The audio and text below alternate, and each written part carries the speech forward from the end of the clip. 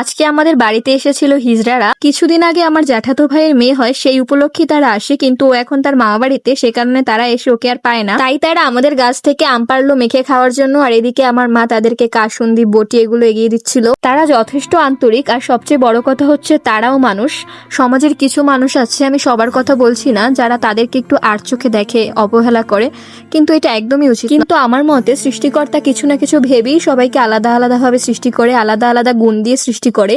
তাই তার কোনো সৃষ্টিকে অপমান করা মানে তাকেই অপমান করা। এইদিকে তারা খুব মজা করে আম মেখে খাচ্ছিল, আর আমরা অনুরোধ করায় তাদের মধ্যে একজন নাচও করেছিল। আর তারা এতটাই ভালো যে যখন আমরা বলেছি যে আমরা ভিডিও করি, তখন আমাদের পেজ নিয়ে কিছু কথা বলেছে। ওরে মায়া মায়া গো, আসসালাম আলাইকুম। এই যে আমরা বরিশালের হিজলে, আমার মাসিকো বাসায় আইছে, আমাকে আম দিছে, আম বানাই খাইতেছি। এই দেখেন আম, সবাই দোয়া করবেন আমার মাসিকো আইডিতে।